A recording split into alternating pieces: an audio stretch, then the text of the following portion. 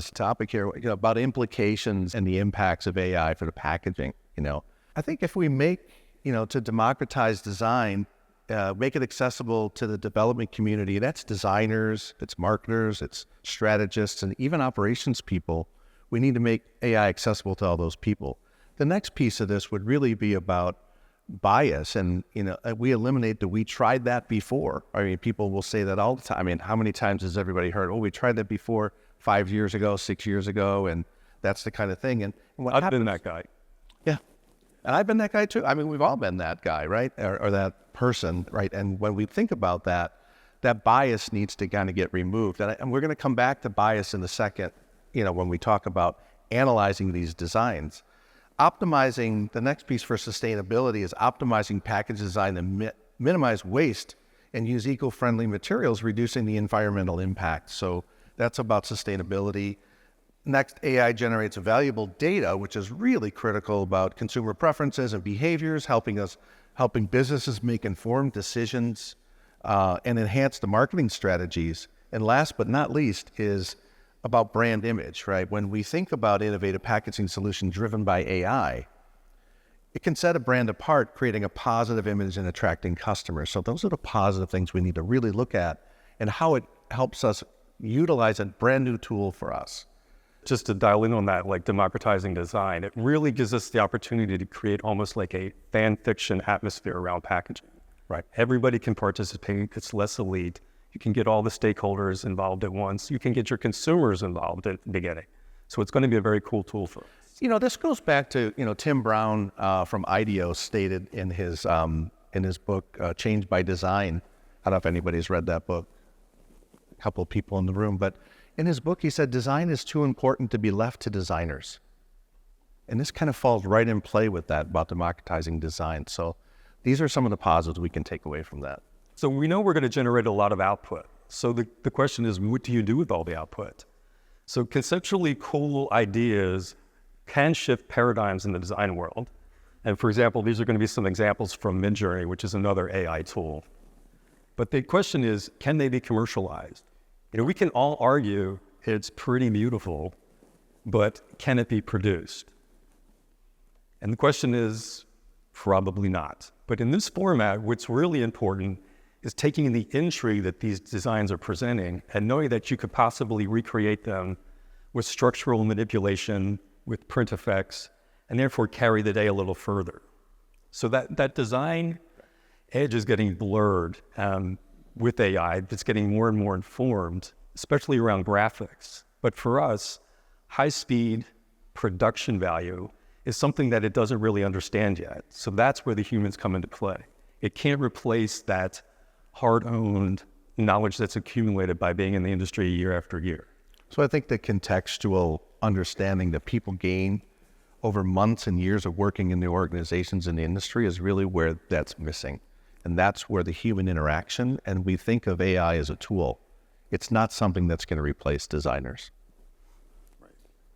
So all signs may point to a finger-licking good future, but it's not likely to be served in packaging like this, however cool it is. And these are designs that Medium had just produced in working with these very customers. So more human intervention is now needed to kind of add realism to the equation, to dial in on the ability to manufacture, to select materials, and to kind of stay true to some kind of a price point.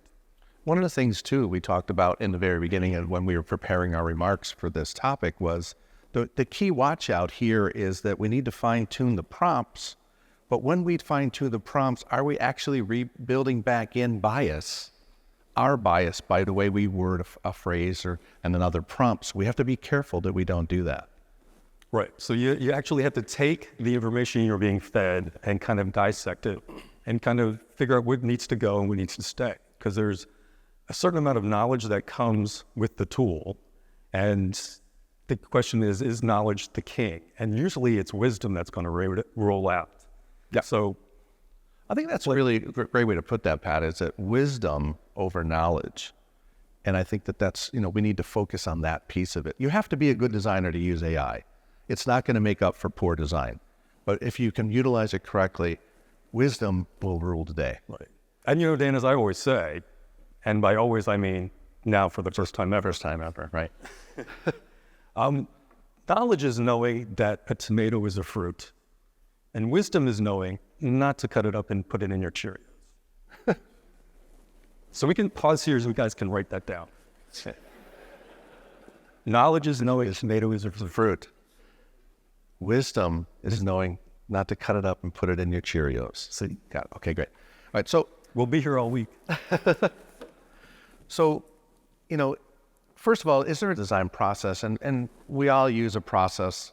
They're very similar. I mean, we're going to go through, how can AI transform this process? And when we look at the beginning in preparation, immersing yourself in the information, again, that's brand strategy, it's focus groups, it's market research, looking at the converting capabilities and even machinery restrictions, that's part of that immersion piece and preparing. And then secondly, we get into incubation, and that's, kind of the thoughtful stage, and we digest this information to kind of look at where are we going to go with it. The next piece of that is the insight arena, where we really look at the light bulb moments for illumination. And fourth, we consider the validity and the uniqueness of the idea, and that's where we're looking at evaluation. So you're choosing, is this a better idea than that, right? And we get to the final designs that we think we want to present. And lastly, we look at, hey, will this work? And that's our proof of concept. And so that process, I'm sure everybody has one. I mean, we all learn it in design school, and, this human-centered design piece. And it's nothing we invented, and it's just a process that we use. And it just gives us a framework to kind of help us along. Yeah, so where AI is going to be important for us, because if we use this as a tool and it can help reduce any of the time or certainly the resource output in any of those stages, we're going to capture a win. Because like Dan and I talk about this a lot, we don't really run out of ideas, right, but we certainly run out of time. Right. So with more time, like what kind of really good ideas can we get at? Right. And this is where AI is really going to be a big part of our future, but a future that needs guardrails. Yeah, and again, that's back to the governance of how we utilize this and looking at the moral and social implications. One of the things, an example I use frequently about a guardrail is you hire a model to do a photo shoot, and they're holding a can of Red Bull in their hand, right? And all of a sudden you say, hey, I want to change that, and I want to put a beer package, a bottle or a can of beer in their hand. Do we really have the right to do that? And did I pay that model, compensate that model for that image as well? And how do I, if I want to do that? I mean, these are some of the questions that we can't answer yet. Right. But the guardrails need to be in there, and the moral implication of what that is, we need to consider, very strongly. Is this something we should really be doing? And I think that's something we're going to have to wrestle with as an industry as we get more and more familiar with AI. What kind of safety mechanisms do we want to put in place? Because there's certainly legislation, and there's some stuff that has passed with AI pretty freely, but I think just the other day, SB 1047 got vetoed in California, and that was a way to protect people from aggressive AI. And I think it's probably been defeated because nobody really understands what that means. What is aggressive use of AI? So I think we still have to start to build parameters and guardrails around everything before we can really get it to the legislation of it. Right. And truth be told, the writers' strike, the actors, the Screen Actors Guild, they were on strike because of AI's impact, right? Now the dock workers' strike has some implications with AI and job displacement. So, when we look at those kinds of impacts, we have to really take them seriously and from an ethical perspective. And that's, those are heavy burdens to carry, but we need to make sure that we know that we're carrying the burden so we can make the right decision. So we're going to get in some the usage guidelines for design, and I think this is a little bit kind of academic for me, and I'm not really an adjunct professor at all, nor do I pretend to be, but generative AI can produce a range of outputs, and without stringent guidelines, the generated designs may lack consistency. So guidelines help maintain a coherent visual language and ensure that the output aligns with the overall design aesthetic. So again, consistency. Number two, for businesses and organizations, maintaining a consistent brand identity is crucial for recognition and building trust with consumers, right? So we have to make sure that we're using the design guidelines that AI-generated designs adhere to the brand-specific colors, schemes, typography, logo, things of that nature. make sure we identify that the brand identity is protected. 3, you can sometimes produce biased or inappropriate content, right? So again, this is the ethical piece of this. The bias piece is, the design language helps establish ethical boundaries and prevent the generation of content that might be offensive, discriminatory, or harmful, or violate, whoever, like I talked the example about holding the Red Bull or the beer, right? Guidelines stream the design process, saving time and effort for designers and creators. Instead of starting from scratch with each AI-generated design, they can use the guidelines as a starting point. I'm going to talk about this a little bit at the end, about how do we feed these prompts into these generators so that we can teach them what we want them to learn and not let them go rogue on us, right? So that's going to be efficiency. And then last but not least is overfitting. Sometimes AI will generate outputs that are too specific, right? And so if we give these prompts that are very, very specific, it may lead to overfitting, is what we call this, and the guidelines help prevent it by setting general design principles that allow for flexibility and creativity while avoiding over-reliance on the training data. So again, the human interaction with AI is going to be absolutely critical. So we already know that AI is currently the worst version of itself, and so it'll continue to learn and gain sophistication and advance in speed. So what are the possibilities when coupled with technology and extensions and with the human interaction, and what does that mean for package design? And what we're looking at now is the AI pin from Humane. And that's really a device that is able to pull data and project it anywhere.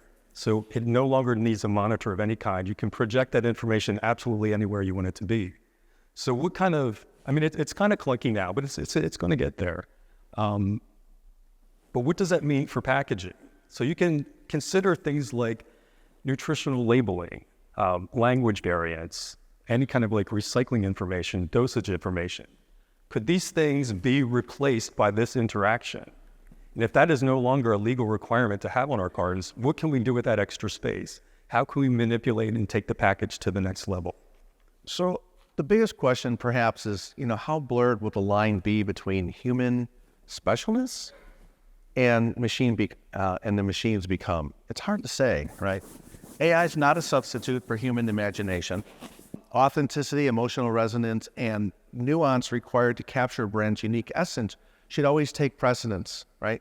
Ensuring that AI design tools serve as enablers rather than dictators of a brand's creative direction. In short, AI is a design tool that will not replace human specialness, but designers that embrace AI will quickly outpace those that don't. That's your takeaway.